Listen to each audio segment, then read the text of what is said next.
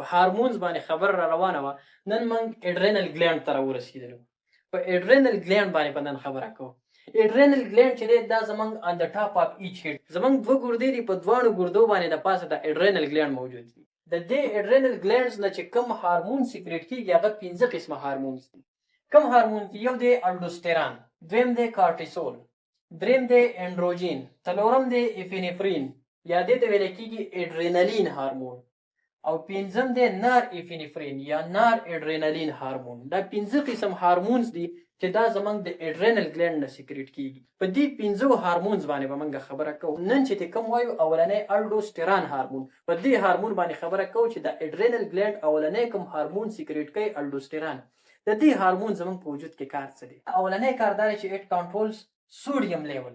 زمونږ په وجود کې د سوډیم چې کوم لیول دی دا د الډوستیران هارمون کنټرول کوي. اولنی کار دا کوي چې دا زمونږ په وجود کې د ان د سوډیم لیول چې دی دا مینټین ساتي. دویم چې دی کنه اټ کنټرولز پوټاشیم لیول. د دې سوډیم سره سره زمونږ په وجود کې د پوټاشیم لیول هم دا کنټرول کوي.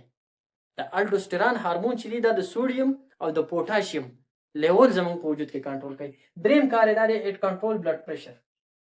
تاسو ته به پته وي دا زمونږ بلډ پریشر د مالګې سره د دې سوډیم سره د دې پوټاشیم سره ډېر غټ تعلق ساتي. چې سوډیم زمونږ په وجود کې د مالګه سیوا کېږي بلډ پریشر سیوا کېږي. چې د سوډیم مقدار کمیږي بلډ پریشر راکمیږي. نو د الډوستیران هارمون چونکې دغه سوډیم او دغه پوټاشیم دا کنټرول کوي، نو د دې مطلب دا شو چې دا کنټرول بلډ پریشر، دا زمونږ په وجود کې بلډ پریشر هم کنټرول کوي. د دې نه علاوه اټ ریګولیټ واټر بیلنس. زمونږ په وجود کې د واټر بیلنس چې دی کنه دا ټولې خبرې زمونږ د بلډ پریشر سره تړلې دي. د سوډیم لیول چې دا د الډوستیران هارمون کنټرول ساتي. د پوټاشیم لیول چې زمونږ په وجود کې دی دا د الډوستیران هارمونز کنټرول ساتي. د واټر بیلنس چې دی زمونږ په وجود کې دا د الډوستیران هارمونز مینټین ساتي. د دې نه علاوه بلډ پریشر چې کوم نارمل ساتل شي کنه دا د الډوستیران هارمون ساتي. دا د دې کار دی، دا د الډوستیران هارمون فنکشن دی. دا سوډیم، دا پوټاشیم، دا واټر لیول او دا بلډ پریشر زمونږ نارمل ساتي. اوس که چېرته د الډوستیران هارمون زمونږ په وجود کې ابنارمل شي، ابنارمل مطلب دا چې دا زمونږ په وجود کې د نارمل مقدار نه سیوا خارجيږي یا د نارمل مقدار نه کم خارجيږي. څومره چې زمونږ وجود ته ضرورت دی هغومره نه خارجيږي، یا سیوا خارجيږي یا کم خارجيږي. نو دا به بیا زمونږ وجود ته څه مسله جوړوي؟ په دې باندې خبره کوو، په ابنارملیټیز باندې. که چېرته دا د نارمل نه سیوا جوړېږي دې ته ویل کېږي هایپر الډوستیرانیزم. که چېرته دا الډوستیران هارمون زمونږ په وجود کې د نارمل نه سیوا جوړېدل نو زمونږ بلډ پریشر به های کېږي. ډېرو خارجېدلو د وجې به موږ ته بلډ پریشر کېږي، زمونږ بلډ پریشر به های کېږي. اولنۍ خبره. دویمه خبره دا چې لو پوټاشیم، زمونږ په وجود کې به د پوټاشیم لیول کمیږي. دا د څه د وجې؟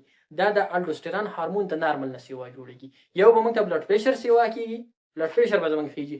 دویم به زمونږ په وجود کې د پوټاشیم کمی راځي، د پوټاشیم لیول به ښکته راغورځېږي. دریم چې دی که نه موږ ته به مسل ویکنس کېږي، زمونږ مسلس چې دي که نه عضلات دا به کمزوري کېږي، مسل ویکنس به موږ ته کېږي. څلورم ترست، تنده، موږ به تږي کېږو، انسان به بار بار تږی کېږي. که په کوم انسان کې د الډوستیران هارمون د نارمل نه سیوا خارجېدل نو دا انسان دته به تنده ډېره کېږي. د دې سره سره فریکوینټ یورینیشن، بار بار به دله تشې متیازې ورځي. فریکوینټ یورینیشن، بار بار وخت په وخت تشې متیازې به ډېرې ورځي. دا د څه د وجې؟ دا د الډوستیران هارمون ابنارمل شو، د نارمل نه سیوا جوړېږي. دا خو د سیوا جوړېدلو خبره شوله. اوس که دا الډوستیران هارمون زمونږ په وجود کې د نارمل نه کم جوړېږي بیا به څه کېږي؟ دغه ترازو لو الډوستیران د نارمل نه اوس کم جوړېږي نو دې ته ویلی کېږي هایپو الډوستیرانیزم. هایپو مطلب دا دی چې دا اوس کم جوړېږي، د نارمل نه راوغورځېدو، هایپو شو. د دې سره به اوس یو زمونږ لو بي پي بلډ پریشر به زمونږ راغورځېږي، زمونږ بلډ پریشر به کمي. د دې سره سره ډیزینس، چکر به راځي انسان ته، بي پي به کمه شي، په انسان باندې به چکر راځي، وایي سر را باندې ګرځي، سترګې راته تورې تورې کېږي. دا د دې الډوستیران د کم جوړېدلو د وجې نه. د دې نه علاوه های پوټاشیم، د پوټاشیم لیول به زمونږ په وجود کې اوچتېږي. ډي هایډریشن، وجود کې به د اوبو کمی راځي، انسان به ډي هایډریټ کېږي، د اوبو کمی به راځي. نو موږ له پکار دا ده چې د الډوستیران هارمون موږ نارمل وساتو. ځکه موږ ویل که دا چېرته د نارمل نه سیوا کېږي هم نو موږ ته څه مسله جوړوي، که دا د نارمل نه راکمیږي هم نو موږ ته مسله جوړوي. موږ له پکار دا دی چې د الډوستیران هارمون موږ نارمل وساتو، دا نه زموږ نه سیوا شي او نه کم شي. اوس به دا موږ نارمل څنګه ساتو؟ د ټولو نه اولنۍ خبره دا ده چې سټی هایډریټډ، اوبه څښئ، اوبه پوره څښئ، اوبه به وجود ته نه کموئ. د 6 نه والا تر د 8 ګیلاسه پورې اوبه خامخا تاسو د ورځې څښئ. چې کله ستاسو وجود ته د اوبو کمی نه وي، اوبه درته برابري، نو ستاسو الډوستران هارمون چې دی که نه دا به نارملي، دا به نه کمیږي او نه به سیوا کېږي. نو اولنۍ خبره دا ده چې سټی هایډریټډ، د اوبو کمی به نه راولئ. دویمه خبره، یوز نارمل اماونټ آف سالټ. مالګه تاسو په نارمل مقدار کې استعمالوئ. مالګه به په خوراک کې نه سیوا استعمالوئ او نه به کمه استعمالوئ. دا تاسو بالکل نارمل استعمال کړئ نو نه به د دې کمی راځي نه به دا سیوا کېږي. نو ستاسو الډوستران هارمون چې دی دا به بالکل نارمل رواني. دریمه خبره، ایټ پوټاشیم ریچ فوډز. هغه خوراک کوئ چې په هغه کې د پوټاشیم مقدار شته دی. د پوټاشیم مقدار پکې سیوا دی، ځکه چې د پوټاشیم مقدار به تاسو په وجود کې نه کموئ. که د پوټاشیم مقدار ستاسو په وجود کې کمیږي نو تاسو ته به د الډوسترانو مسله راځي، تاسو ته به د دې هارمون د سیووالي یا د کموالي مسله راځي. نو هغه خوراک کوئ چې په هغه کې د پوټاشیم مقدار موجود دی. درې خبرې شوې. څلورمه خبره، ډیلی ایکسرسایز یا ریګولر ایکسرسایز.